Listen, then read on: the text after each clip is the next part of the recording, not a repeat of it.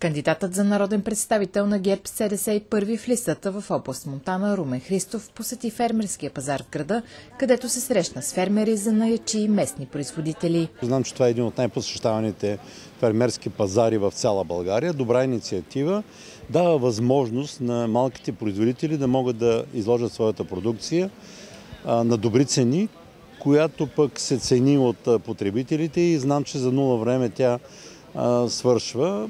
Много пъти се опитваме да регулираме продажбите през големите вериги, в които много трудно влизат малките производители.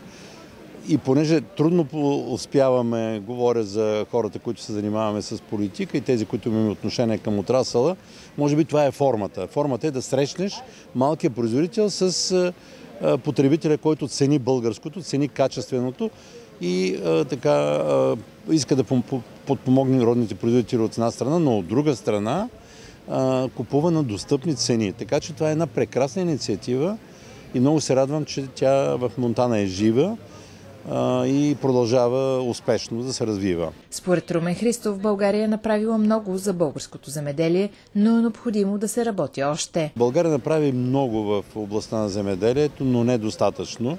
Имам предвид, че ние развихме едно базисно производство, каквото е зърнопроизводството, но загърбихме други традиционни отрасли, каквито са зеленчукопроизводство, плодопроизводство, животновъдство, преработка на тези продукти.